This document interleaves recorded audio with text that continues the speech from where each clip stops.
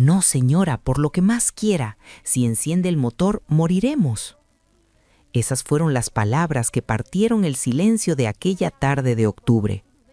3 segundos después, mi coche, un sedán blindado de cientos de miles de euros, se convirtió en una gigantesca bola de fuego que devoró el cielo andaluz. Alguien quería matarme, pero lo que más me perturbaba en aquel instante no era el calor de las llamas acariciando mi rostro, sino el joven mecánico de aquella gasolinera perdida. ¿Cómo supo que no debía arrancar el motor? Y sobre todo, ¿por qué su rostro me resultaba tan dolorosamente familiar? Permitidme retroceder unas horas. Era un martes, el cielo sobre Andalucía estaba despejado, pero el viento que bajaba de la sierra ya cortaba la piel. Yo viajaba en el asiento trasero de mi coche, sumida en un silencio sepulcral. Soy doña Isabela Castillo, presidenta del Grupo Castillo, un imperio de aceite de oliva y viñedos con sede en Madrid. Para el mundo de los negocios soy la reina de hierro, pero aquel día yo solo era una madre con el alma rota. Hacía exactamente 20 años, mi único hijo, Carlos, y su amada esposa, Sofía, perdieron la vida en un trágico accidente en la Sierra Nevada. Dijeron que los frenos fallaron, el coche cayó por un barranco implacable. Aún recuerdo la frialdad en la voz del agente de la Guardia Civil que me llamó de madrugada. Pero lo que terminó de apagar la luz de mi vida no fue solo ver sus cuerpos destrozados, fue la desaparición de mi nieto. Mi pequeño Alejandro tenía apenas 5 años. Desapareció sin dejar el más mínimo rastro cerca del lugar del accidente. Durante 2 décadas he contratado a los mejores detectives de Europa, he buscado en cada orfanato de España, pero nada. Sobreviví estos 20 años aferrada a un hilo de esperanza, un hilo que cada día se volvía más fino. Sumida en estos pensamientos amargos, escuché la voz de mi chofer. «Doña Isabela, casi no tenemos combustible. ¿Le importa si paramos un momento en esta estación?» Asentí con un leve movimiento de cabeza. El coche se detuvo en una vieja estación de servicio con la pintura descascarillada al borde de una carretera comarcal. Fue entonces cuando se acercó él, un joven de unos 25 años, vestido con un mono de trabajo manchado de grasa. Tenía el rostro curtido por el sol del sur, pero sus ojos, Dios mío, sus ojos albergaban una luz inusual. La mirada limpia de alguien que ha probado la amargura de la vida sin perder la bondad. «Buenas tardes, señora. ¿Le lleno el depósito?», preguntó con una sonrisa sincera que iluminó su rostro cansado.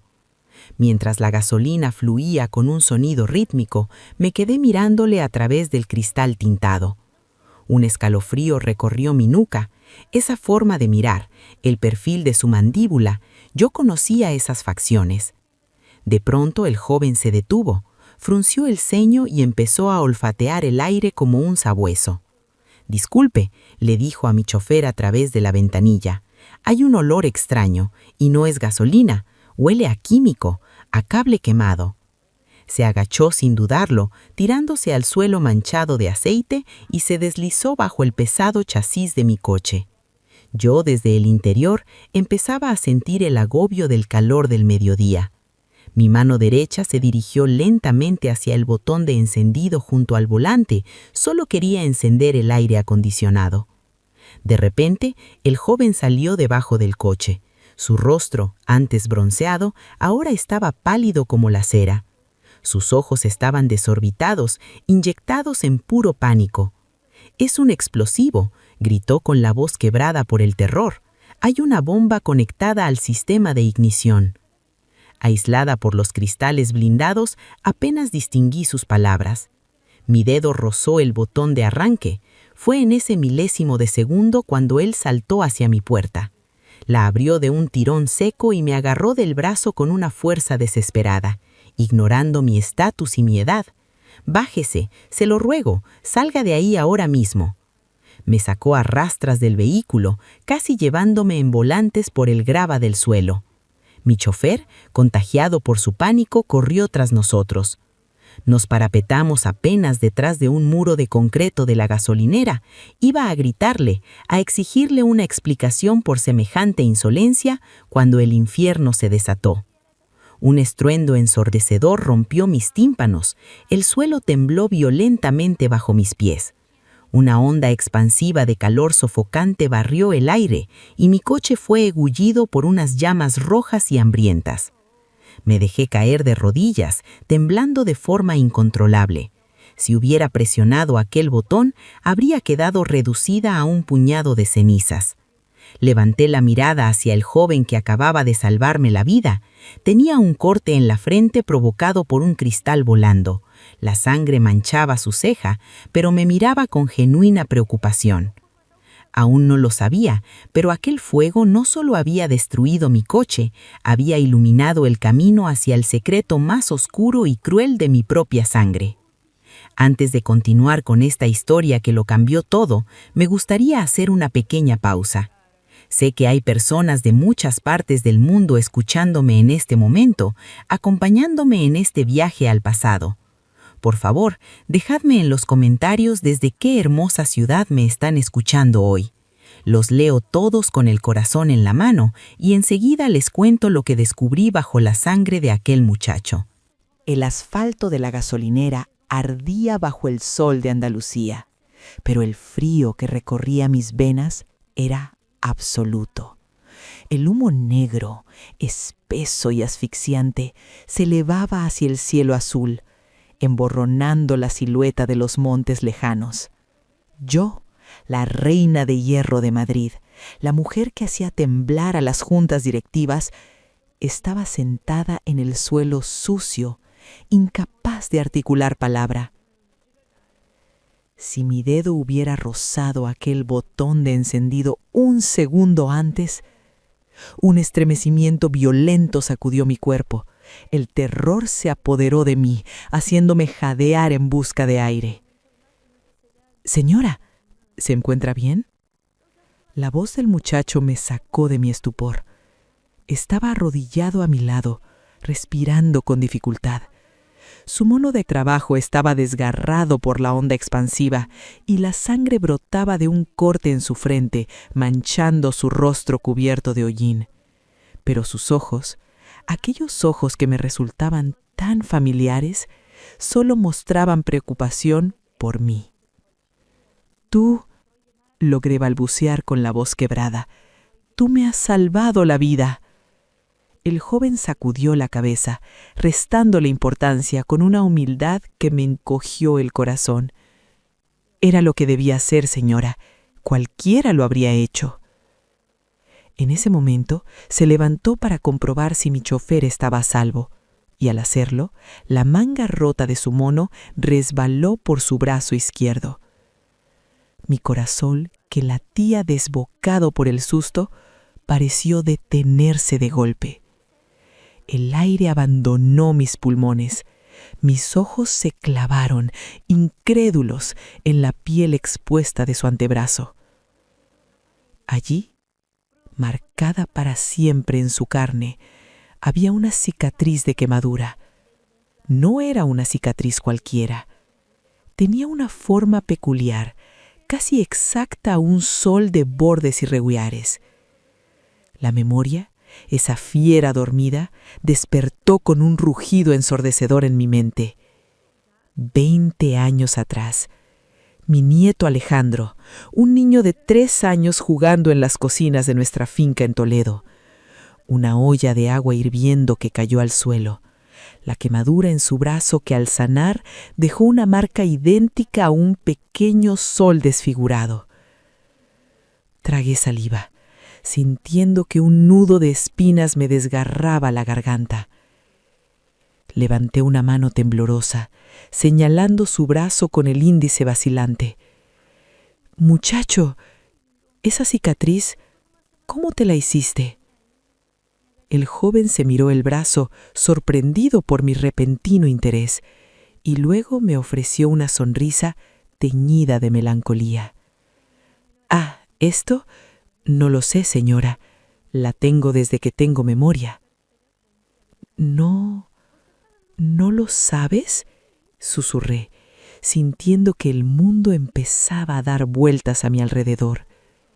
«No», respondió, bajando la mirada mientras se limpiaba el sudor y la sangre con el dorso de su brazo intacto. «Verá, yo no tengo recuerdos de antes de mis 5 años. Crecí en un orfanato de Granada». La palabra orfanato resonó en mi cabeza como una campana fúnebre. ¿Orfanato? ¿5 años? ¿Una cicatriz en forma de sol? Mis manos comenzaron a temblar con tal violencia que tuve que aferrarlas contra mi pecho. Pero no podía ser, no podía permitirme creer. Habían pasado demasiados años de decepciones, de falsas esperanzas que me habían roto en 1000 pedazos. Entonces ocurrió el milagro. El joven se agachó para recoger un trapo sucio del suelo y al hacerlo, algo resbaló del interior de su chaqueta manchada de sangre. Cayó a la grava con un tintineo metálico. Mi vista se nubló, pero logré distinguir el objeto. Era una cadena de plata oxidada. Colgando de ella, medio oculto por el polvo, había un pequeño medallón. Me arrastré por el suelo de rodillas, ignorando el dolor de la grava clavándose en mi piel. Cogí el medallón con mis manos arrugadas, mis dedos acariciando el metal frío como si fuera una reliquia sagrada. Lo giré. Allí, grabado en la parte posterior, estaba el escudo de armas de la familia Castillo, 2 leones rampantes flanqueando una torre, y debajo, la fecha de nacimiento de mi nieto y sus iniciales, A.C. Un gemido ahogado escapó de mis labios, un sonido primitivo, nacido de lo más profundo de mis entrañas. ¿De dónde has sacado esto?», exigí saber, mi voz rota en 1000 pedazos, alzando el medallón hacia él. El chico me miró, desconcertado por mi reacción desmedida. «Lo llevaba puesto el día que me encontraron en la montaña. Las monjas me lo guardaron. Es lo único que tengo, mi única conexión con la familia que perdí». La represa de mis emociones, contenida durante 20 largos y agonizantes años, estalló en 1000 pedazos. Las lágrimas, calientes y saladas, se desbordaron por mis mejillas arrugadas, trazando surcos de dolor y alegría infinita. No me importó la presencia del chofer, ni el sonido lejano de las sirenas de bomberos y policía acercándose. Me abalancé sobre el muchacho y lo abracé. Lo abracé con la fuerza desesperada de una leona que recupera a su cachorro perdido. «Alejandro, mi pequeño Alejandro», sollocé contra su pecho, empapando su mono de trabajo con mis lágrimas.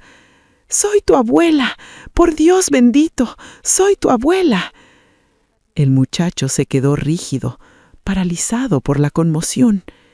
Sentí como su corazón, pegado al mío, latía desbocado como un tambor frenético.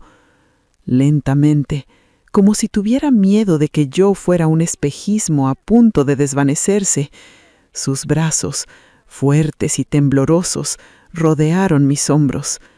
25 años creyendo que era un desecho de la sociedad, 20 años llorando la muerte de un fantasma, y allí estábamos, envueltos en el humo acre de un atentado fallido, reunidos por la mano invisible del destino.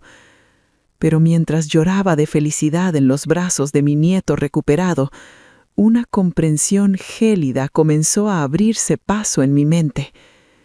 Alguien colocó una bomba en mi coche hoy. Alguien manipuló los frenos del coche de mi hijo Carlos hace 20 años en aquella misma sierra. Esto no era destino obrando a ciegas, era una cacería sistemática. Alguien intentaba exterminar la línea de sangre de los Castillo. Y yo, Estaba a punto de descubrir quién era el monstruo que se escondía en la sombra de mi propia casa. Unos días después de aquel horror en Andalucía, regresé a mi mansión en el elitista barrio de Salamanca, en Madrid. Las altas paredes de mármol, las pesadas cortinas de terciopelo y los cuadros renacentistas ya no me parecían un refugio. Mi propia casa se había convertido en una jaula dorada donde acechaba a un asesino. En la penumbra y la quietud de mi despacho, mandé llamar a don Rafael. Él había sido mi secretario personal, mi confidente y mi sombra durante 30 años, el único hombre en este mundo de lobos al que confiaría mi propia vida. Rafael entró silenciosamente, cerrando la pesada puerta de roble a sus espaldas. Llevaba una carpeta de cuero oscuro entre las manos. Su rostro, normalmente impasible y estoico, reflejaba hoy una gravedad inquietante, casi lúgubre. «Doña Isabela», dijo con voz queda, acercándose a mi escritorio. «La policía ha confirmado que el explosivo bajo su coche era de grado militar, pero me he tomado la libertad de indagar más por mi cuenta, tal como me pidió».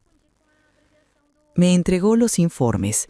Eran los registros de mantenimiento de mi vehículo en la última semana, y junto a ellos unos documentos amarillentos que Rafael había desenterrado de los archivos, los informes del coche de mi hijo Carlos, de hace 20 años.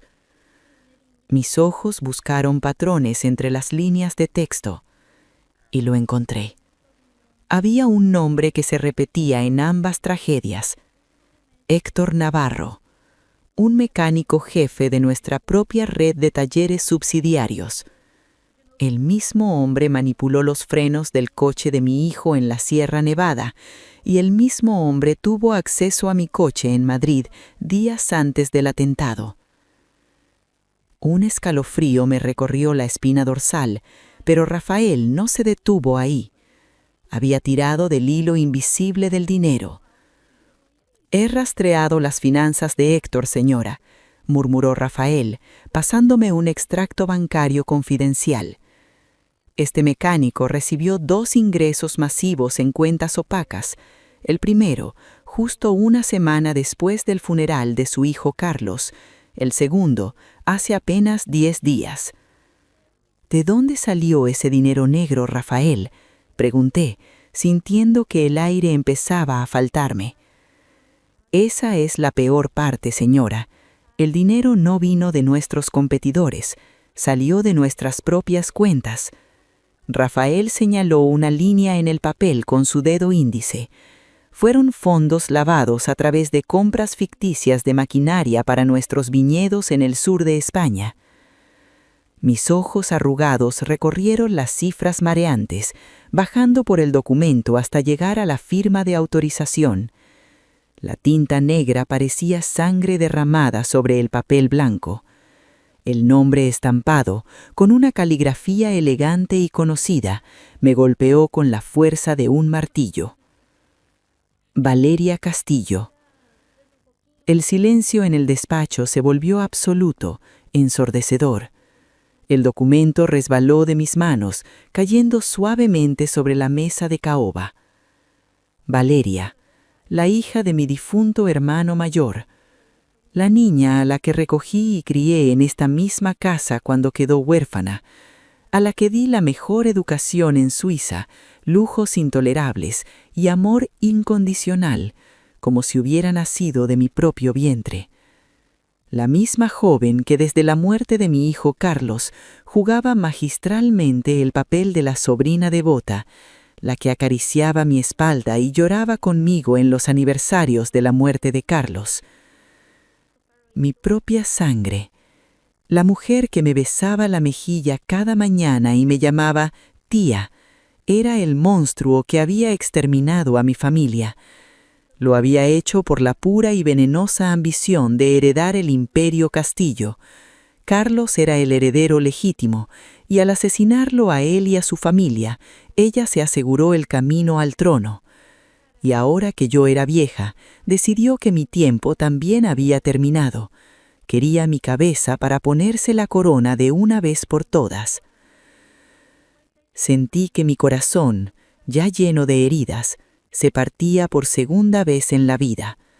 Una oleada de náuseas y decepción amenazó con hacerme perder el conocimiento, pero a mis 70 años, habiendo sobrevivido en un mundo de hombres implacables, ya no me quedaban lágrimas para derramar por los traidores.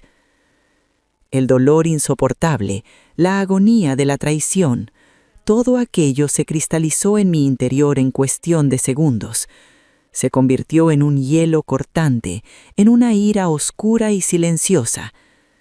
Cerré la carpeta despacio, apoyando mis manos temblorosas sobre el cuero, hasta que mis nudillos se pusieron blancos. «Don Rafael», dije finalmente, mi voz ya no temblaba, sonaba tan fría y afilada como el acero toledano. «Señora», respondió él, irguiéndose, «que absolutamente nadie sepa de esto. Destruya esas copias». Levanté la vista hacia él, con los ojos ardiendo con el fuego de la venganza. «Valeria cree que el atentado y la explosión me han destrozado psicológicamente. Vamos a dejar que lo crea.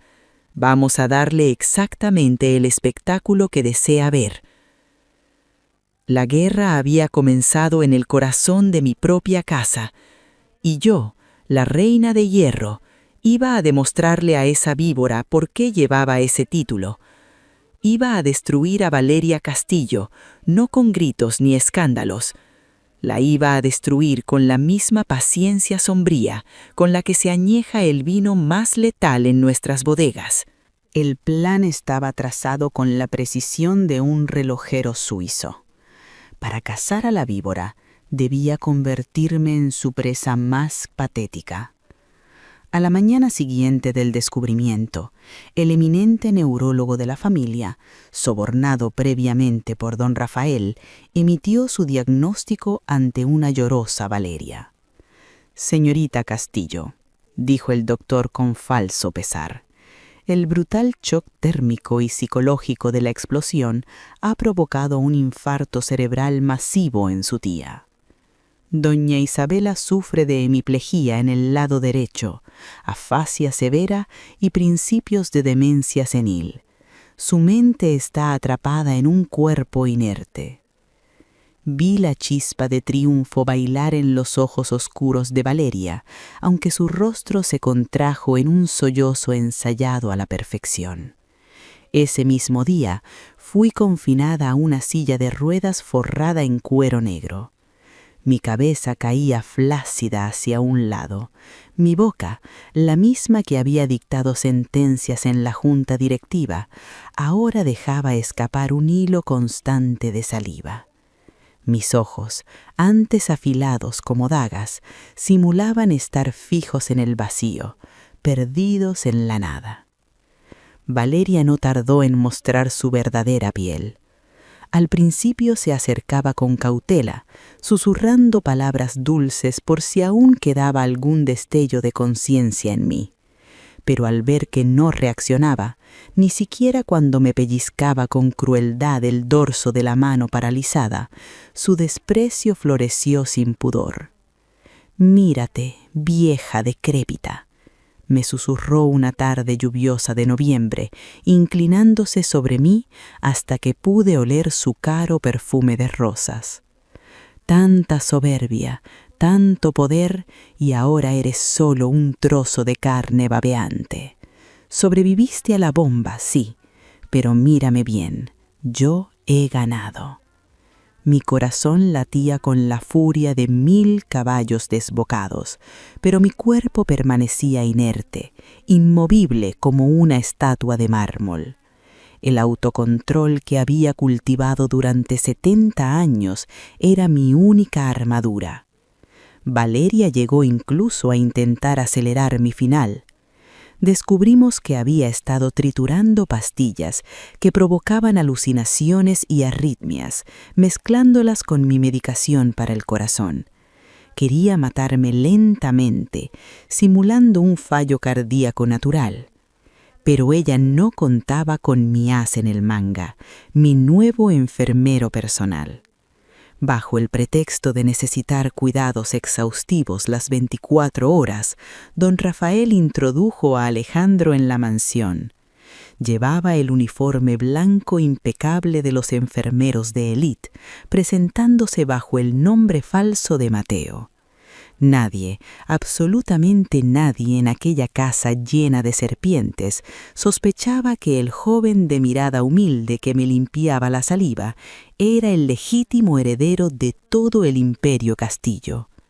Alejandro fue quien interceptó las pastillas envenenadas y las sustituyó por vitaminas inofensivas. Era él quien me bañaba, quien me daba de comer y quien se convertía en mi sombra silenciosa. Su presencia me daba la fuerza para soportar las humillaciones diarias de Valeria. Pero la verdadera batalla no se libraba bajo la luz del sol, se libraba en el silencio absoluto de las madrugadas madrileñas. Cada noche, cuando la mansión dormía y las cámaras de seguridad del pasillo eran desactivadas temporalmente por don Rafael, Alejandro cerraba la puerta de mi alcoba con llave. Bajo el espeso edredón de seda, encendíamos una pequeña linterna de bolsillo. Allí, en aquel refugio de sombras, yo dejaba de ser la anciana babeante. Me enderezaba con firmeza, mis ojos recuperaban su brillo fiero, y la mano que Valeria creía muerta tomaba una pluma estilográfica. No podíamos hablar, los muros tienen oídos, y Valeria era demasiado astuta. Nuestra comunicación era a través de notas de papel que luego Alejandro quemaba meticulosamente en el cenicero de plata. ¿Qué ha averiguado hoy mi león?, escribía yo en la libreta. Alejandro, con el rostro endurecido por una madurez prematura, me devolvía la libreta tras garabatear. Habló con Héctor por teléfono esta tarde. Está nerviosa por la investigación policial del coche. Y entonces sacaba de su bolsillo un pequeño y sofisticado dispositivo de grabación negro. Alejandro había estado pegado a Valeria como un fantasma silencioso, registrando cada una de sus conversaciones incriminatorias. Con unos auriculares escuché la voz distorsionada de mi sobrina, cargada de impaciencia. Te pagué para que no dejaras rastros, inútil, como hiciste hace 20 años con Carlos. Si la policía llega hasta mí, te juro que te arrastraré conmigo al infierno. Una lágrima solitaria rodó por mi mejilla en la oscuridad. Alejandro apretó mi mano entre las suyas con fuerza, sus ojos brillando con la misma sed de justicia que los míos. Él también estaba escuchando a la mujer que le había robado a sus padres, a su familia, a su vida entera. Escribí una última nota aquella noche, trazando las letras con la rabia de una tormenta contenida. El círculo se cierra. Prepara el traje cruzado gris, Alejandro. Tu coronación se acerca, y su ejecución también. La fecha estaba fijada. Valeria había convocado una asamblea general extraordinaria de accionistas en nuestros rascacielos para el viernes. Su objetivo era claro: declararme oficialmente incapacitada y asumir la presidencia absoluta del Grupo Castillo. Ella creía que iba a firmar mi sentencia de muerte corporativa. No sabía que había construido su propio patíbulo. El viernes amaneció gris y frío sobre Madrid, como si el propio cielo supiera que la sangre de los Castillo estaba a punto de hervir. La sala de juntas del rascacielos del Grupo Castillo, ubicada en la planta 50, era un santuario de poder. Mesa de caoba pulida, sillas de cuero italiano, ventanales inmensos con vistas a la ciudad y un aire cargado de codicia. Los 20 miembros del Consejo de Administración, Los hombres y mujeres más influyentes del país ya ocupaban sus asientos. El murmullo general era un zumbido de buitres esperando el festín. Todos habían sido hábilmente manipulados, sobornados o intimidados por Valeria durante las últimas semanas. Yo entré en la sala empujada por Alejandro, mi león disfrazado de humilde enfermero. Iba desplomada en mi silla de ruedas, con una manta de lana cubriendo mis rodillas, la cabeza caída y un hilo de baba humedeciendo mi pañuelo de seda. Las miradas de lástima fingida y desprecio mal disimulado llovieron sobre mí. ¡Qué tragedia!, escuché susurrar a un viejo banquero. La reina de hierro, reducida a un vegetal. Valeria presidía la mesa. Llevaba un traje de chaqueta carmesí, como la sangre que había derramado, y perlas relucientes en el cuello. Su sonrisa era una obra maestra de hipocresía. «Señores», comenzó, golpeando suavemente la mesa con un bolígrafo de oro, «les agradezco su presencia en este día tan amargo para nuestra familia y para esta empresa». Su voz resonó con falsa compasión. «Como tienen ante ustedes en los informes médicos sellados, mi querida tía, doña Isabela, ha sufrido un daño neurológico irreversible tras el cobarde atentado que casi le cuesta la vida». Hizo una pausa dramática, secándose una lágrima inexistente. Es incapaz de hablar, de razonar, de gobernar. Por el bien del Grupo Castillo y de sus miles de empleados, propongo formalmente su incapacitación inmediata y mi nombramiento como presidenta ejecutiva. Un murmullo de asentimiento recorrió la sala. Nadie se atrevió a contrariarla. El miedo y la avaricia les habían sellado los labios.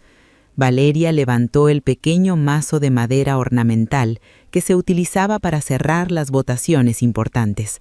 «Si no hay objeciones», proclamó, con la victoria brillando salvajemente en sus pupilas negras, «procedamos a la firma de las actas». El mazo comenzó a descender. Iba a ser el sonido que sellaría el robo del siglo. Pero entonces ocurrió lo impensable. «Un momento, por favor». La voz firme, profunda y autoritaria de Alejandro resonó en el silencio de la inmensa sala.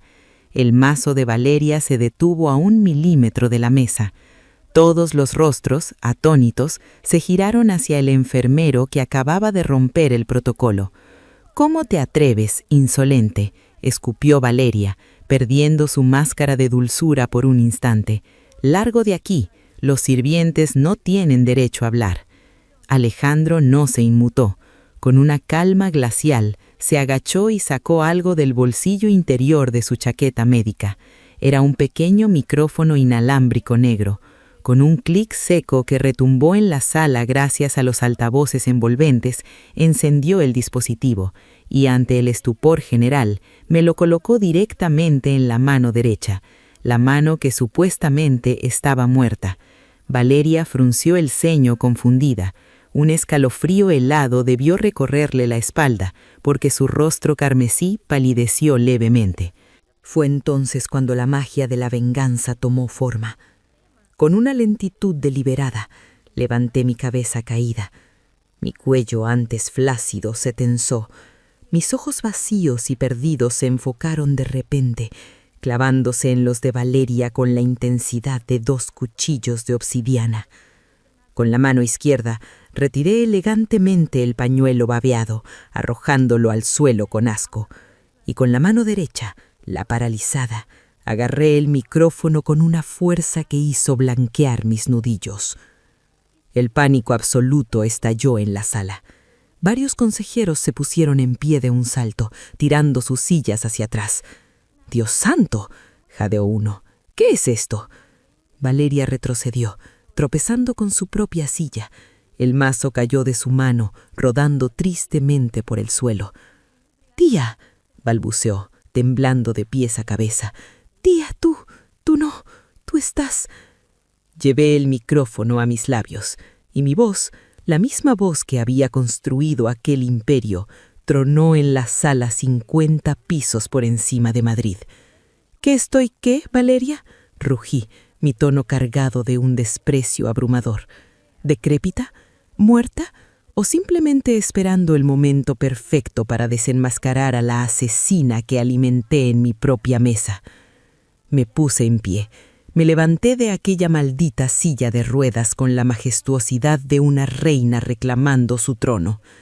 Los gritos de asombro llenaron el aire, pero levanté una mano y el silencio volvió a reinar, absoluto y aterrorizado.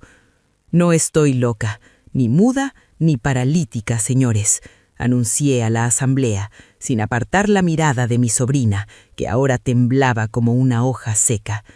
He estado perfectamente lúcida todo este tiempo, viendo, escuchando y recopilando pruebas del horror más profundo que una madre puede soportar.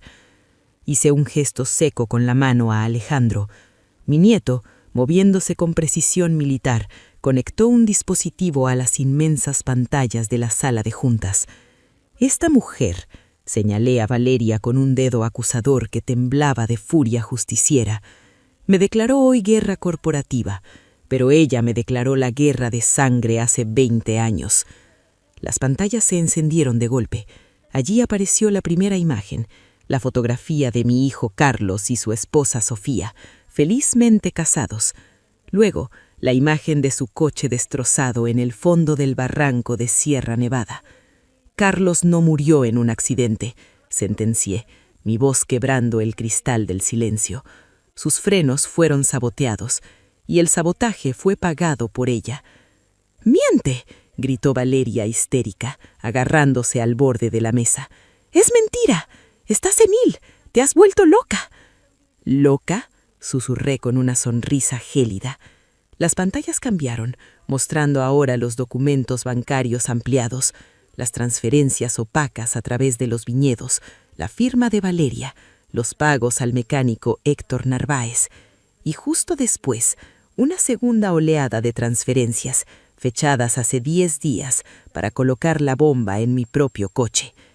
«Esas firmas están falsificadas», chilló Valeria, mirando desesperada a los miembros del consejo, que ahora se apartaban de ella como si estuviera apestada. «Oh, querida sobrina, sabía que dirías eso», contesté, mi voz adoptando un tono mortífero.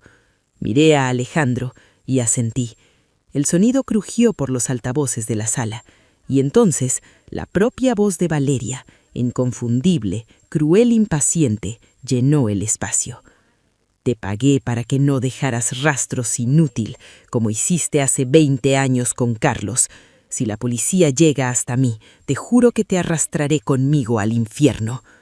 «Tanta soberbia, y ahora eres solo un trozo de carne babeante. Yo he ganado». La grabación terminó. El horror colectivo en la sala era tangible. Varios consejeros se tapaban la boca, horrorizados ante la monstruosidad que acababan de escuchar. Valeria se derrumbó de rodillas en el suelo alfombrado. El color había abandonado por completo su rostro. Su costoso traje carmesí parecía ahora una mortaja. «Tía», lloró, pero esta vez eran lágrimas reales, lágrimas de derrota absoluta. «No me llames tía», sisé, acercándome a ella hasta mirar su rostro desde arriba. «Mataste a mi hijo, asesinaste a mi nuera y creíste haber destruido a mi nieto arrojándolo a la cuneta del mundo para quedarte con todo». Me giré hacia Alejandro, que permanecía de pie a mi lado, alto, fuerte e inquebrantable. «Pero te equivocaste, víbora. Mi sangre no se extinguió en aquella montaña. Sobrevivió y ha vuelto para reclamar su corona». Justo en ese instante, las pesadas puertas dobles de la sala se abrieron de golpe. Don Rafael entró flanqueado por 6 agentes de Policía Nacional, fuertemente armados, con órdenes de arresto selladas por un juez. «Valeria Castillo», entonó el inspector jefe, sacando unas esposas de acero frío. «Queda usted detenida por doble homicidio, intento de asesinato, fraude fiscal y lavado de capitales. Tiene derecho a guardar silencio».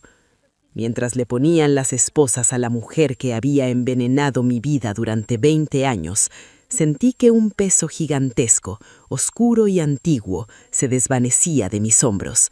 El reinado del terror había terminado. El león de los Castillo, mi nieto Alejandro, había vuelto a casa y la justicia, por fin, había cobrado su deuda de sangre. El invierno llegó a Madrid, pero por primera vez en 20 años mi alma no sentía frío. El caso de Valeria Castillo ocupó las portadas de todos los periódicos de Europa durante semanas. La alta sociedad quedó horrorizada al descubrir a la asesina que se escondía bajo los vestidos de diseño y las sonrisas de filántropa. Tras un juicio rápido, abrumada por la montaña de pruebas irrefutables, Valeria fue condenada a cadena perpetua. El mecánico Héctor, su cómplice de manos manchadas de grasa y sangre, corrió la misma suerte. Mientras las rejas de la prisión se cerraban a espaldas de mi sobrina, yo abría las puertas de un nuevo futuro para mi familia. Un mes después de aquella histórica junta, convoqué una rueda de prensa en el gran auditorio del Grupo Castillo. Cientos de flashes iluminaron la sala cuando subí al estrado, pero esta vez no estaba sola. A mi lado caminaba Alejandro. Ya no llevaba el mono manchado de la gasolinera, ni el uniforme blanco de enfermero. Vestía un impecable traje oscuro, hecho a medida, que realzaba la nobleza natural de su porte. «Señoras y señores», comencé, mi voz clara y resonante, desprovista del peso de la amargura. Tomé la mano de Alejandro, entrelazando mis dedos arrugados con los suyos, fuertes y cálidos. Durante 2 décadas lloré la pérdida de mi hijo y de mi nieto. Pensé que mi linaje había muerto en una oscura carretera de la Sierra Nevada. Pero la vida, en su infinita y misteriosa sabiduría, me ha devuelto lo que más amaba. Les presento a Alejandro Castillo, mi sangre, mi nieto y el único heredero legítimo del Grupo Castillo. El auditorio estalló en aplausos, pero lo que realmente me conmovió fue el discurso de Alejandro. Cuando tomó el micrófono, no habló como un multimillonario arrogante, habló como el chico que había conocido el hambre, el trabajo duro y la soledad del orfanato. «No vengo a destruir lo construido», dijo, con una sinceridad que silenció a los periodistas. «He pasado mi vida arreglando motores rotos. Conozco el valor de cada tuerca, de cada trabajador que se mancha las manos al amanecer. Mi padre, Carlos, quería una empresa que fuera una familia. Hoy asumo este cargo no para ser el rey de una junta directiva, sino para asegurar que cada trabajador de nuestros viñedos, fábricas y talleres tenga el respeto y la dignidad que merece». Mientras le escuchaba, mis ojos se llenaron de lágrimas, pero esta vez eran lágrimas de puro y absoluto orgullo. Esa misma tarde dejamos atrás el ruido de Madrid y pusimos rumbo hacia el sur, hacia las montañas que guardaban nuestros secretos. El sol comenzaba a teñir de oro y púrpura las cumbres nevadas cuando llegamos al pequeño cementerio privado en las laderas de la Sierra Nevada. El aire era puro, impregnado del aroma a pino y a tierra húmeda. Caminamos por el sendero de gravilla hasta llegar a las 2 lápidas de mármol blanco, Carlos y Sofía. Sin importarme mi edad ni mi vestido de seda, me descalcé. Quería sentir la tierra fría bajo mis pies, conectar con el suelo donde descansaban mis hijos. «Abuela, te vas a resfriar», murmuró Alejandro con dulzura intentando detenerme. «Déjame, león mío», le sonreí acariciando su mejilla. «Hoy necesito caminar así». Me arrodillé ante las tumbas, depositando un ramo de lirios blancos. «Hijo mío», susurré acariciando la fría piedra como si fuera el rostro de Carlos. «La oscuridad ha terminado. El monstruo está encadenado y vuestra sangre ha sido vengada». Tomé la mano de Alejandro y tiré suavemente de él para que se arrodillara a mi lado. «Mirad quién ha vuelto a casa, Carlos, Sofía, nuestro niño, nuestro Alejandro». Mi nieto, el hombre que ahora dirigiría un imperio, apoyó la frente contra la lápida de sus padres y rompió a llorar. Fueron sollozos profundos, el llanto de un niño de 5 años que por fin encontraba el camino de regreso. «Mamá, papá», susurró entre lágrimas, «no me acuerdo de vuestras voces, pero os prometo que cuidaré de la abuela y que haré que estéis orgullosos de mí». Lo abracé contra mi pecho bajo el vasto cielo del atardecer andaluz. El viento sopló suavemente, haciendo crujir las hojas de los olivos cercanos. En aquel sonido creí escuchar la risa de Carlos y el suspiro aliviado de Sofía. 20 años de agonía se disolvieron por completo en la brisa. Me levanté despacio apoyándome en el fuerte brazo de mi nieto. «¿Qué hacemos ahora, abuela?», me preguntó Alejandro secándose los ojos y mirándome con una sonrisa nueva, libre de sombras. «Lo que hacemos los Castillo, cariño, vivir, construir y amar sin miedo. Aún nos queda mucho vino que probar y mucha vida que celebrar». Caminamos de regreso hacia el coche dejando atrás el pasado. Frente a nosotros el sol se ponía majestuoso sobre España, prometiendo que mañana, cuando amaneciera, la luz lo iluminaría todo. Y así termina nuestra historia de hoy, un relato de dolor, traición, pero sobre todo del poder invencible de la sangre y el amor. Si esta historia ha tocado tu corazón, si has sentido la angustia de doña Isabela y el triunfo de Alejandro, te pido que te suscribas al canal y le des a me gusta. Cada pequeño gesto tuyo me ayuda a seguir trayéndote historias llenas de emoción y verdad. Déjame un comentario contándome qué momento te hizo contener el aire. Cuídate mucho, abraza a los tuyos y recuerda que sin importar lo oscura que sea la noche, el sol siempre vuelve a salir. Hasta la próxima historia. Gracias por acompañarnos hasta el final. Si este relato ha resonado contigo, te invitamos a darle un me gusta, compartir tus reflexiones en los comentarios y suscribirte a nuestro canal, Ecos del Silencio. Queremos informarte con total transparencia. El producto que acabas de escuchar, incluyendo el guión, los personajes, las imágenes y la voz, ha sido desarrollado utilizando inteligencia artificial como herramienta creativa. Se trata de una obra de ficción, por lo que cualquier semejanza con nombres, personas o situaciones de la vida real es mera coincidencia. Nos vemos en la próxima historia.